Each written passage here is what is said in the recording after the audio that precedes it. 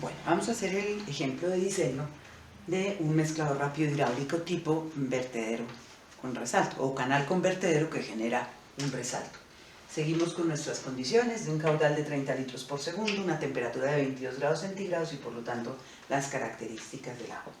Habíamos dicho en el diseño del sistema mecánico que había que hacer mínimo 2 unidades en cada caso. En el caso de la mezcla rápida hidráulica generalmente se hace uno solo, en el sentido de que además vamos a aprovechar el sistema como aforador. Si hacemos un canal con vertedero es que vamos a producir el resalto hidráulico como mezcla, pero también vamos a usar el vertedero como aforador. Y si hacemos en cambio una canaleta partial, pues lo mismo resultaría, aforador y mezcla rápida. Por lo tanto, en general en este tipo de plantas se hace solo uno. Entonces no vamos a dividir el caudal en dos y a diseñar dos, sino a diseñar uno solo para los 30 litros por segundo. En este caso partimos de nuevo, bueno, no partimos en realidad, vamos a intentar un tiempo y un gradiente. Realmente no partimos de ellos, bueno, aunque se podría, si uno lo monta en una hojita de Excel y todo eso, todo el diseño podría hacerlo a partir del tiempo y el gradiente. En general lo que uno hace es dimensiona y calcula qué tiempo y qué gradiente le da y determina si son adecuados o no. Ese es el caso aquí en la mezcla rápida. Para empezar, recordemos que en la mezcla rápida hidráulica yo no logro tiempos grandes. El tiempo realmente es instantáneo, un segundo o menos. Entonces de una vez instantáneo. No podemos pretender un tiempo mayor en la mezcla rápida de tipo hidráulico. Y el gradiente es un gradiente que nos va a dar alto. Si quieren, más bien aquí lo que vamos a determinar es que el gradiente sea mayor o igual a 1000 segundos a la menos 1, que sea un gradiente alto, que es lo que un sistema hidráulico me permite. En este caso, en vez de despejar el volumen y con el volumen entonces el tiempo y demás, pues la cosa se hace un poco más compleja por ese lado. Lo que hacemos es dimensionar. Entonces vamos a suponer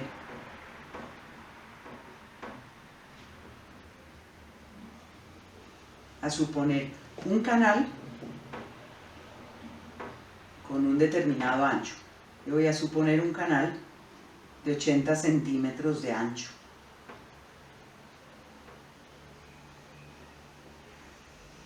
Esto entonces es B mayúscula. Y un vertedero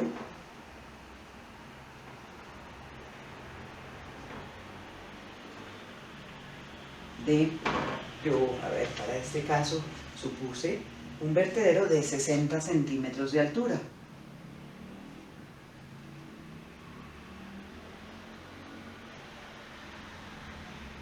La cresta del vertedero, o sea, eso que llamábamos P en los esquemas del resalto hidráulico. Un canal de 80 centímetros, un vertedero de 60 centímetros de altura. Si durante el cálculo no me resultan los tiempos, los gradientes, las cosas adecuadas, pues juego con esas dimensiones. Si está de nuevo en una hoja de Excel, pues es mucho más fácil cambiar alguna dimensión y que todo se recalcule fácilmente.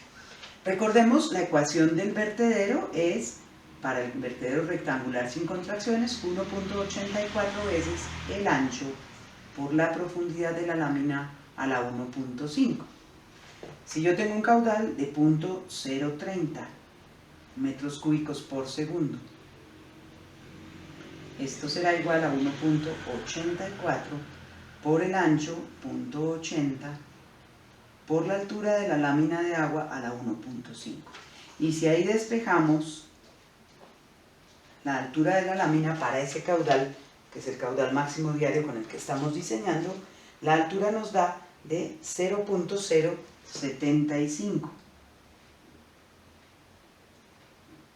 La altura de la lámina da apenas 7,5 centímetros por encima de la cresta del vertedero para este caudal.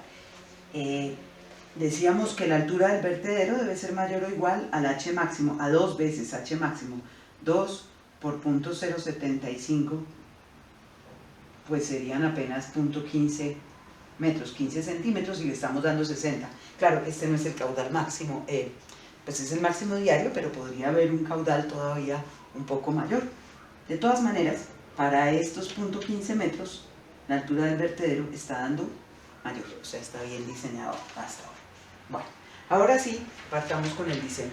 Tratándose entonces de un vertedero, lo primero que hacemos es calcular el caudal unitario. que es el caudal sobre el ancho del canal. Este caudal, 0.030, dividido por el ancho del canal, que supusimos de 80 centímetros, nos da un caudal unitario de 0.0375 metros cuadrados por segundo. Y ya teniendo el caudal unitario, calculamos la profundidad crítica, que ya sabemos que en un canal rectangular es la raíz cúbica de Q al cuadrado sobre la aceleración de la gravedad, reemplazando la raíz cúbica de 0.0375 al cuadrado sobre 9,81 nos da una profundidad crítica de 0.052 metros. Voy a dejarlo con 3 decimales, es decir, hasta el milímetro. 0.052 metros, o sea, 5.2 centímetros la profundidad crítica. Por aquí podemos calcular P sobre H sub C para ver que eso es un buen aforador. P, que es 0.60 sobre esta profundidad crítica de 0.052. Olvidé calcularla hace un momento.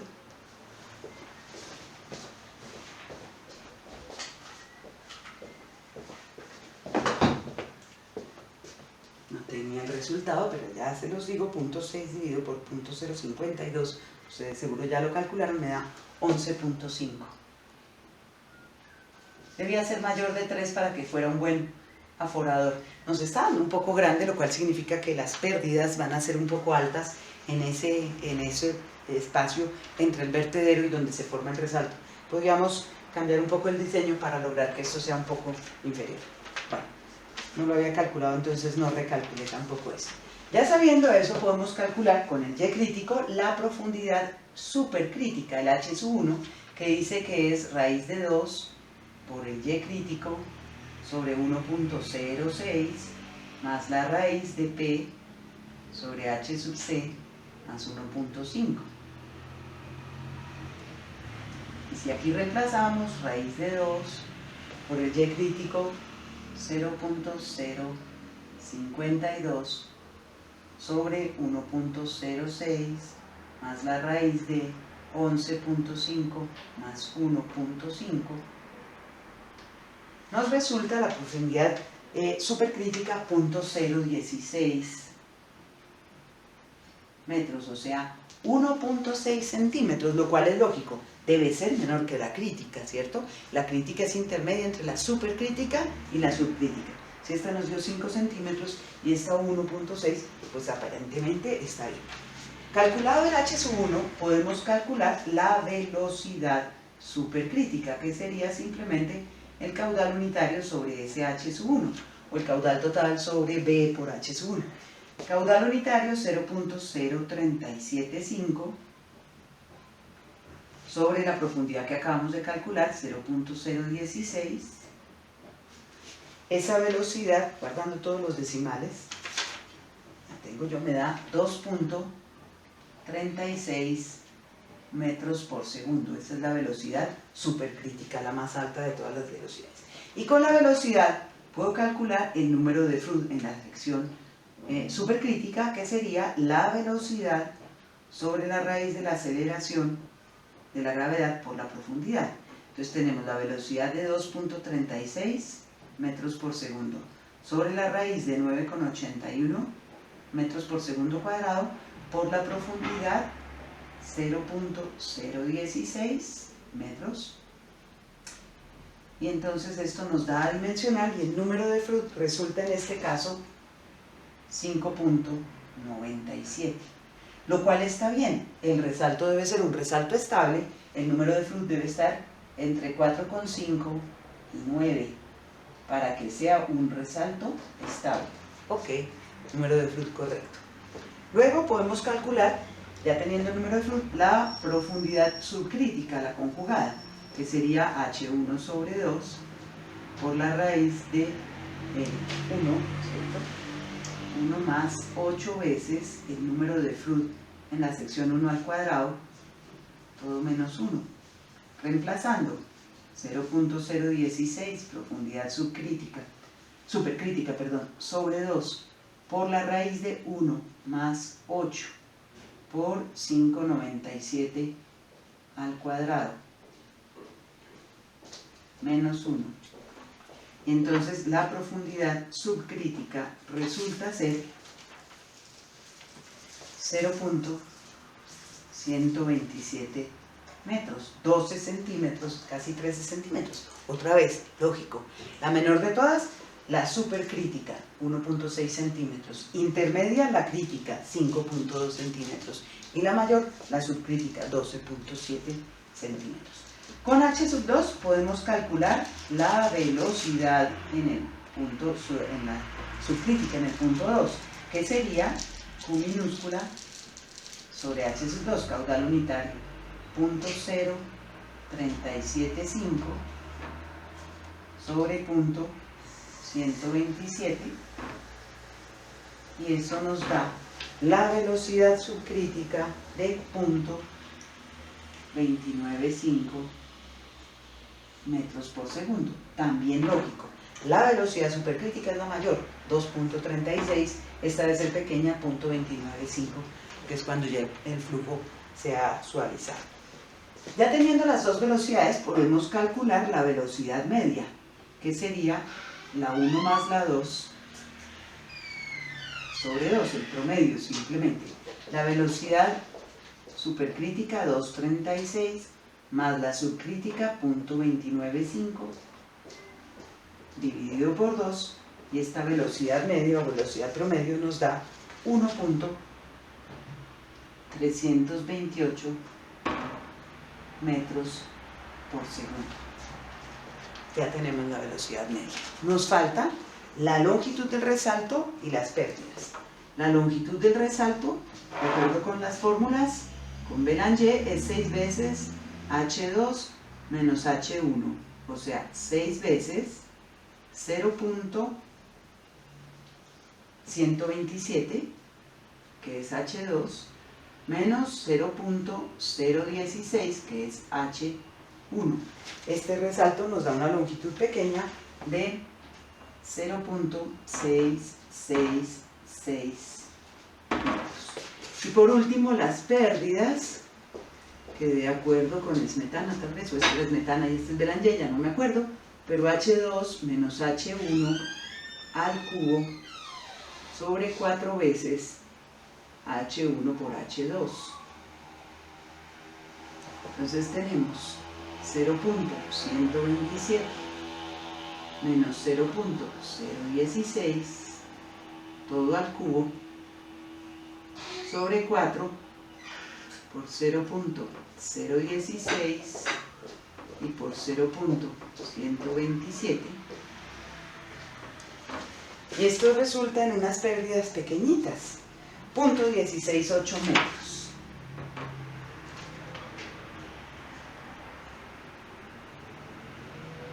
...17 centímetros de pérdida nada más.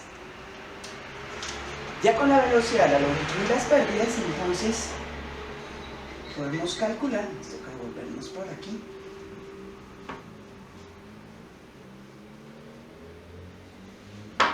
Podemos calcular entonces por una parte el tiempo. El tiempo es igual a la longitud del resalto sobre la velocidad media. El tiempo, el espacio recorrido por el agua en el resalto, L, sobre la velocidad promedio con que lo recorre.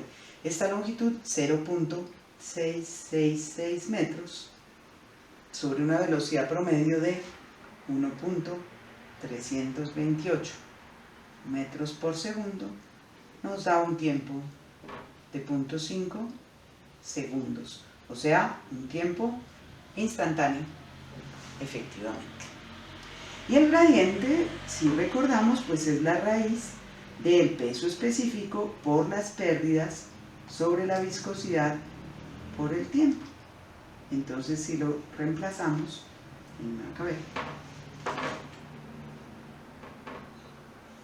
el peso específico 9.785, las pérdidas de energía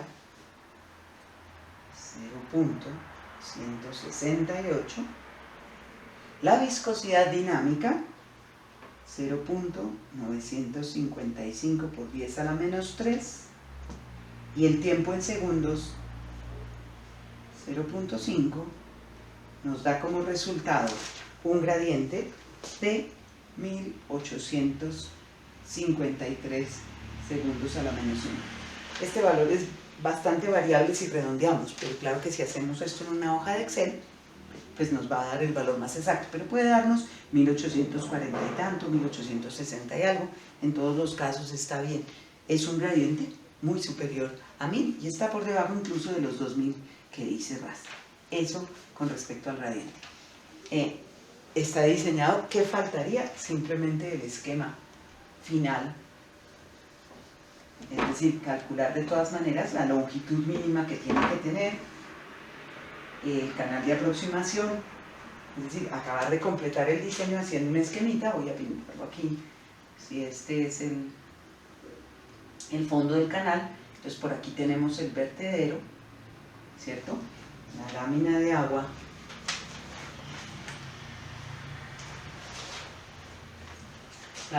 de agua, iría por aquí, caería, generaría el resalto y seguiría.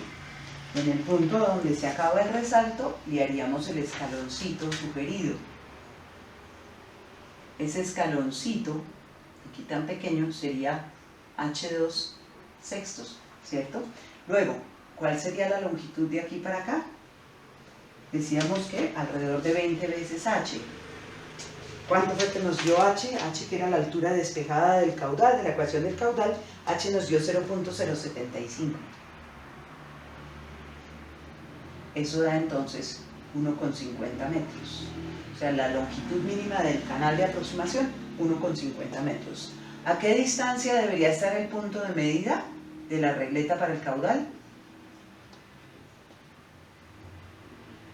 Esa distancia es 3 a 4 veces H, digamos 4H, 4 por punto 0,75. Entonces eso da 30 centímetros, ¿cierto?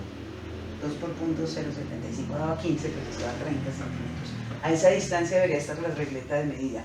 Nos faltó calcular el LM. ¿A qué distancia se va a formar el resalto? Que sería el punto donde se agrega el coagulante.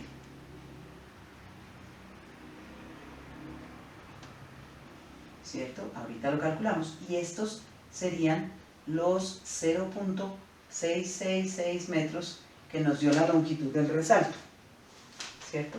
Y el escalón H2 sextos. Entonces el escalón que sería H2 sextos sería punto 127, nos dio el escaloncito, en la profundidad, perdón, y eso dividido por 6, punto 127 dividido por 6 nos da punto 021. 2 centímetros, casi ni se notan, ¿cierto? Y nos falta el LM, que en este momento, como olvidé calcularlo, tengo que remitirme a la formulita porque no me acuerdo perfectamente de ella. Nos dice L sub M, se me perdió.